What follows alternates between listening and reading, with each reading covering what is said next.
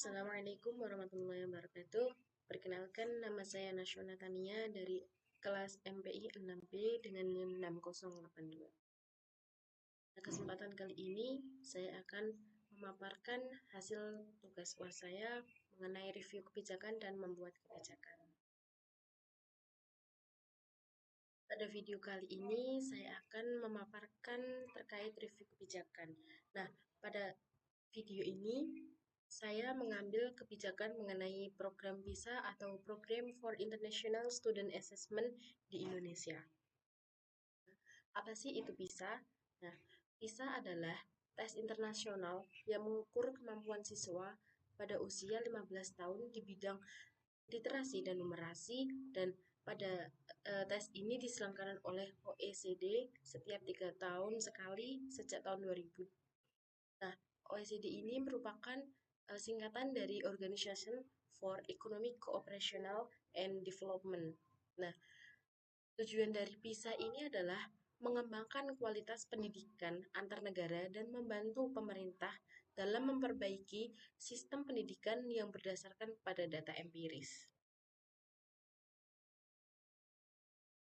Program PISA ini telah diikuti lebih dari 70 negara di dunia. Nah, pada tahun 2022 Indonesia telah mengikuti PISA dan hasilnya itu Indonesia mendapatkan peringkat 68 dari 81 negara, meskipun naik hanya pada 5-6 posisi. Akan tetapi hal tersebut peringkat dari 68 tersebut itu masih di bawah rata-rata OECD, yang mana 82% siswa itu masih lemah di bidang matematika. Dalam isu kebijakan ini ada 2 poin yang saya cantumkan, yaitu mengenai kepastian hukum dan kejelasan norma. Nah, pada program PISA ini memiliki kerangka normatif yang jelas dan pelaksanaannya di Indonesia. Nah, di antaranya itu yang pertama adalah landasan internasional. Landasan internasional ini mengenai PISA itu didirikan oleh OECD yang telah terstandarisasi secara internasional. Kemudian yang kedua itu ada regulasi nasional. Pada regulasi nasional ini, Indonesia berpartisipasi dalam PISA yang diatur melalui kebijakan Kemendikbudristek sebagai representasi negara. Dan yang ketiga ini ada standar prosedur, di mana prosedur PISA ini dipilih sampel sekolah, kemudian pelaksanaan tes dan pelaporan hasil. Dan yang keempat ini ada transparansi. Dalam hasil PISA ini, hasil tersebut itu dipublikasikan secara terbuka agar masyarakat dapat mengetahui hasil PISA dari beberapa negara.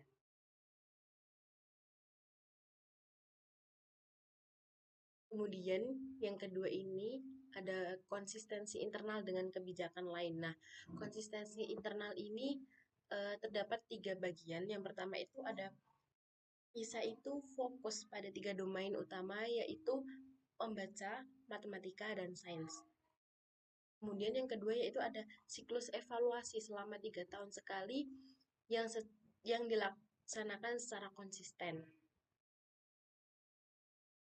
Kemudian selanjutnya ini ada konsistensi dengan kebijakan lain. Nah, konsistensi kebijakan lain ini program PISA itu sejalan dengan kurikulum merdeka. Karena apa?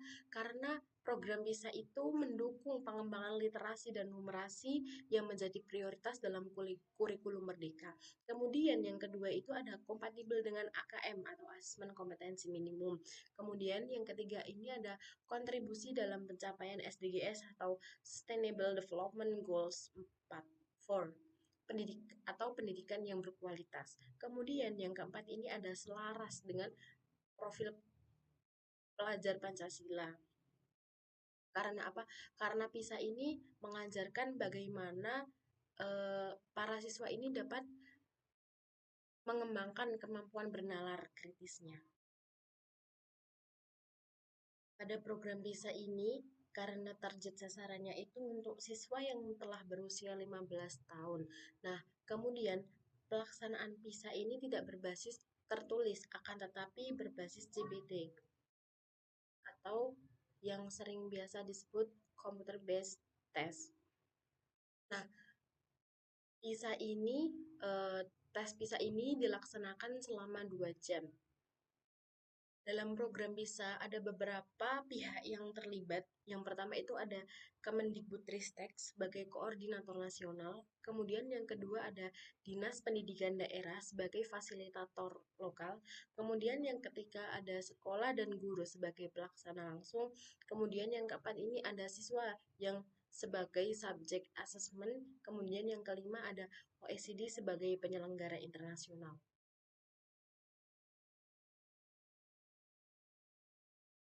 Adapun dampak diadakannya PISA ini ada beberapa. Yang pertama itu ada dampak positif. Nah, dampak positifnya ini memberikan posisi Indonesia sebagai tolak ukur internasional untuk menilai kemampuan siswa. Kemudian mendorongnya reformasi kurikulum merdeka yang telah diterapkan pada saat ini. Kemudian yang ketiga ini ada meningkatkan kesadaran akan pentingnya literasi dan numerasi, dan yang keempat ini mendorong adanya inovasi metode pembelajaran yang lebih kontekstual. Kemudian ada pun dampak negatifnya, yaitu resiko pembelajaran yang terlalu fokus pada persiapan PISA sehingga siswa ini dapat mengalami tekanan psikologis karena beban tambahan siswa, guru, dan sekolah. Kemudian adanya bias budaya yang disebabkan tidak sepenuhnya sesuai, tidak sepenuhnya tes PISA itu sesuai dengan konteks di Indonesia. Kemudian adanya kesenjangan digital akibat adanya tantangan implementasi tes berbasis komputer di daerah terpencil. Karena pada tes PISA ini dilaksanakan secara CBT.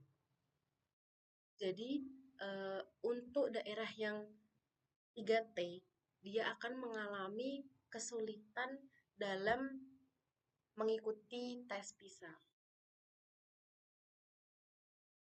Untuk selanjutnya mengenai implementasi kebijakan. Nah, pada implementasi kebijakan ini, mekanisme pelaksanaan PISA di Indonesia ini melibatkan proses yang cukup panjang. Yang pertama itu ada tahapan persiapan. Yang mana tahapan persiapan ini dilaksanakan koordinasi nasional yang dilaksanakan oleh Kemendikbudristek melalui Pusat Asesmen dan Pembelajaran atau Pusmenjar, yang mana Pusmenjar ini sebagai koordinator nasional. Kemudian setelah itu dilaksanakan pemilihan sampel menggunakan metodologi random sampling untuk memilih 400 lebih sekolah untuk mewakili dari seluruh Indonesia. Kemudian tahap selanjutnya ini ada sosialisasi program kepada kepala sekolah, guru, dan siswa tentang tujuan dan prosedur PISA, dan tahapan selanjutnya ini ada pelatihan intensif bagi administrator tes untuk memastikan standarisasi pelaksanaan itu telah tercapai atau belum. Kemudian tahapan yang kedua ini ada mengenai pelaksanaan di lapangan. Nah, pelaksanaan di lapangan ini seperti sudah saya jelaskan, pada PISA ini pelaksanaannya menggunakan sistem CBT atau Computer Based Testing, yang mana pada sistem ini dimulai pada tahun 2015 sampai sekarang. Nah, tujuan tes ini, durasi tes ini berlangsung selama 2 jam. Kemudian adanya pengawasan ketat untuk memastikan integrasi tes tersebut. Dan yang terakhir ini ada partisipasi PISA pada tahun 2022 ini melibatkan sekitar 15.000 siswa dari 400 lebih sekolah di Indonesia. Kemudian untuk struktur pelaksanaan yang menjalankan program ini adalah dapat 3 tingkatan. Yang pertama itu tingkatan nasional. Tingkatan nasional ini Kemendikbudristek itu bertindak sebagai penanggung jawab dengan dukungan dari Pusmenjar sebagai pelaksana teknis yang juga berfungsi sebagai penghubung dengan OECD. Kemudian ada yang kedua ini di tingkat daerah. Nah, di tingkat daerah ini melibatkan Dinas Pendidikan Provinsi dan Kabupaten sebagai koordinator regional. Sementara Sementara LPM atau Lembaga Penjaminan Mutu Pendidikan ini mendukung aspek quality assurance. Kemudian adanya pengawas sekolah juga terlibat dalam memfasilitasi koordinasi dengan sekolah-sekolah yang terpilih sebagai sampel dalam program PISA. Kemudian adanya hambatan. Nah, hambatan yang sering ditemui dalam pelaksanaan PISA ini adanya kesenjangan mengenai infrastruktur IT di daerah 3T. Nah, kesenjangan ini, hal tersebut itu masih menjadi permasalahan pada saat ini, dikarenakan pada daerah 3T ini tidak semua sekolah itu memiliki fasilitas komputer atau koneksi internet yang memadai untuk mendukung sistem tersebut. Kemudian selanjutnya itu ada evaluasi dan efektivitas. Pada program PISA ini memiliki dampak terhadap pendidikan di Indonesia, yaitu lahirnya kurikulum merdeka dan adanya asesmen kompetensi minimum yang mengadopsi model dari asesmen PISA. Yang mana lahirnya kurikulum merdeka ini dikarenakan rendahnya literasi dan numerasi siswa di Indonesia. Terkait efektivitas program, nah, PISA ini memiliki efektivitas terhadap pendidikan di Indonesia, di mana pada tahun 2022 Indonesia ikut berpartisipasi dalam PISA. Nah, pada tahun 2022 itu Indonesia mencapai 84,9%, sama seperti tahun-tahun sebelumnya. Kemudian hasil PISA ini dapat menjadi rujukan dalam pengembangan berbagai program pendidikan nasional, mulai dari kurikulum hingga sistem asesmen yang menunjukkan bahwa program tersebut telah mencapai salah satu tujuan utama. Untuk selanjutnya, menganalisis kelemahan dan kesenjangan kebijakan PISA. Nah, kelemahan dari program PISA ini terdapat pada bias budaya dalam instrumen asesmen yang digunakan dalam soal-soal PISA. Nah,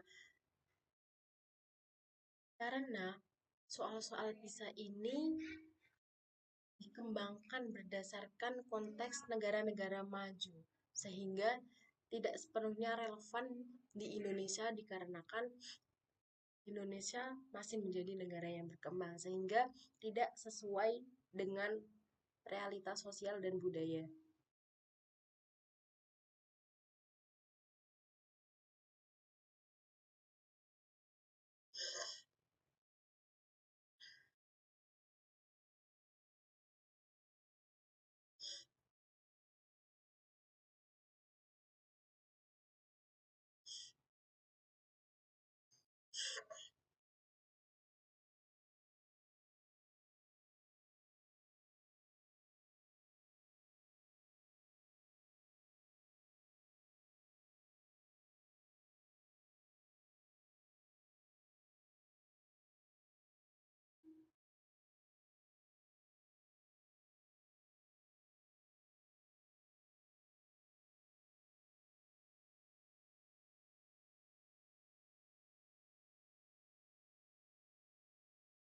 Selanjutnya, rekomendasi perbaikan. Yang pertama ini ada rekomendasi jangka pendek. Nah, rekomendasi jangka pendek ini meliputi revisi metodologi sampling untuk lebih representatif, termasuk kuota minimal untuk daerah 3T. Kemudian, investasi masif untuk penyediaan lab komputer dan koneksi internet yang stabil di seluruh sekolah yang ikut serta dalam program PISA. Kemudian, kerjasama dengan pihak OECD untuk adaptasi soal yang lebih sesuai dengan konteks pendidikan di Indonesia.